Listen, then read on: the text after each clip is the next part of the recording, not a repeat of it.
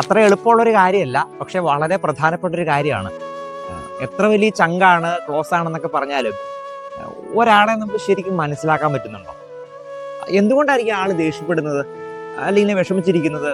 നമുക്ക് എങ്ങനെയാണ് ആളെ പൂർണ്ണമായിട്ട് മനസ്സിലാകുന്നത്? ഇത് സുവിശേഷത്തില് ഈശോ പറയുന്നത്, നിങ്ങൾ ഈ പുറമേന്ന് കാണുന്നത് നോക്കി വിധിക്കാതെ നീതിയായിട്ട് ശരിയായിട്ട് വിധിക്കുകയും.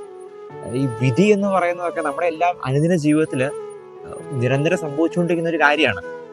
ചിന്തയിലൂടെ തന്നെ നമ്മൾ എത്രയോ പേരെ വിധിച്ചിടുന്നുണ്ട്.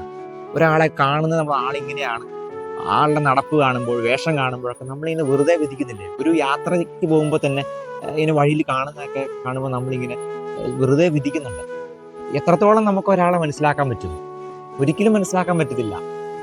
എനിക്ക് തോന്നുന്നു ഏറ്റവും പ്രധാനപ്പെട്ട ഒരു കാര്യം മറ്റൊരാളെ മനസ്സിലാക്കാൻ ശ്രമിക്കുക എന്നുള്ളതാണ്. അത് ഒരിക്കലും പൂർണ്ണമാകത്തില്ല, പക്ഷെ എങ്കിലും ഒരു ശ്രമം ഉണ്ടാകുക. എന്തുകൊണ്ടായിരിക്കും ആളിപ്പോഴും ഇങ്ങനെ പെരുമാറുന്നത്? അതിനെല്ലാം പിന്നിലൊരു കാര്യമുണ്ട്. ആള് വളർന്നു വന്ന സാഹചര്യമായിരിക്കാം, ആളുടെ ചുറ്റുപാടുകളായിരിക്കാം, പല സ്ട്രെസ്സിലൂടെ കടന്നു പോയിക്കൊണ്ടിരിക്കുന്ന അവസ്ഥയായിരിക്കാം. നമുക്ക് അറിയില്ല എന്നുള്ളതാണ്. അതുകൊണ്ട് തന്നെ ആരെയും വിധിക്കാതിരിക്കുക. Don't judge a book by its cover എന്ന് പറഞ്ഞു കേട്ടിട്ടില്ലേ? ഈ പുറമേന്ന് കാണുന്നത് നോക്കിയിട്ട് എങ്ങനെയാണ് നമുക്ക് ഒരാളെ വിലയിരുത്താൻ പറ്റുക? ഒരുപക്ഷെ നമ്മൾ വിചാരിക്കുന്നതിനൊക്കെ അപ്പുറത്തായിരിക്കാം. അതല്ല ഈശോ പറഞ്ഞ, നിങ്ങളെക്കാളും മുമ്പ് പാപികളും ചുങ്കക്കാരും ഒക്കെ സ്വർഗരാജ്യത്തിൽ പോകുമെന്ന്. അതുകൊണ്ട് ഇത്തിരി സീരിയസ് ആയിട്ട് എടുക്കണം.